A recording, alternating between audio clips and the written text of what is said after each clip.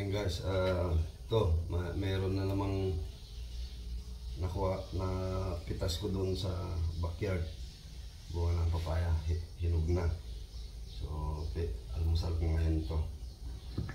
Ating biyakin na. Wow, ganda oh. Wow, ganda. Super ganda. Sarap ito. Ganda yung pagkahinog. Hinog sa puno. Yan.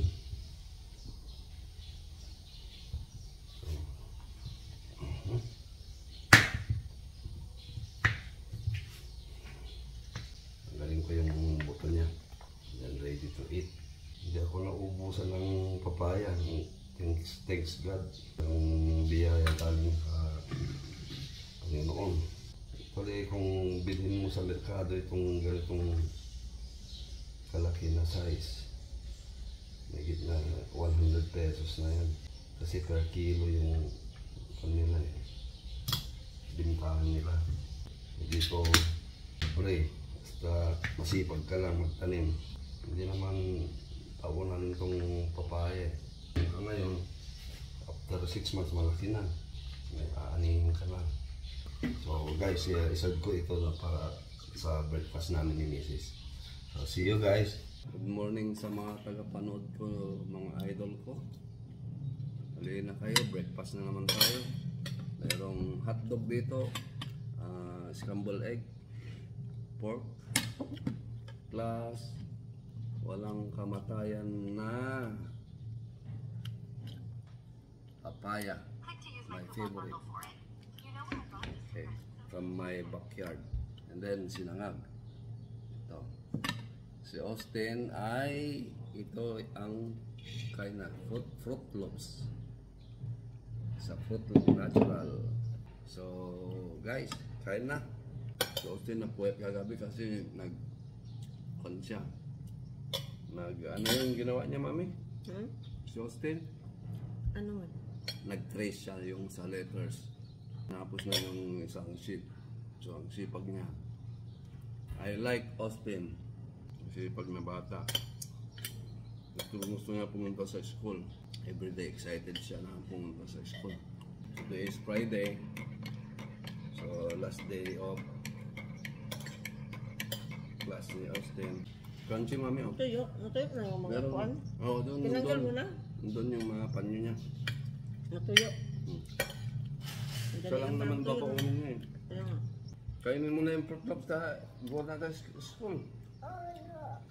Kain na para mabusog, Austin. Pero hindi ka gutumin sa kwan ha? Busin mo yan ha? Ready, happy. Ready yung fruit loops mo. Kakain pa akong baboy. Alas 7 na. Mga init. Isang linggo na na walang init. Kahapon mo, wala din. Kawalang solar. Sana mamayang hapon init naman. Wala pa yung bill natin ng kan. Sa March 1 pa daw. Sunod sabi. Yung nagre-reading. Bakit daw? Hindi ko alam bakit. Basta kung March 1 ang schedule. Siguro kasi 28 days lang. Kunti lang ang collection nila kung agahan nila. Papaya guys. Ang sarap. Tamis. Another one. Pangalawa. Dami kaayo. Napakasarap pag hinog sa puno. Sarap. Ayan guys, tapos na ako. Mamadali ako kasi kailangan kong split yung mga time ko sa mga ginagawa ko. Dami akong ginagawa. Tapos kung pakain ng baboy, maglinis ng kulungan.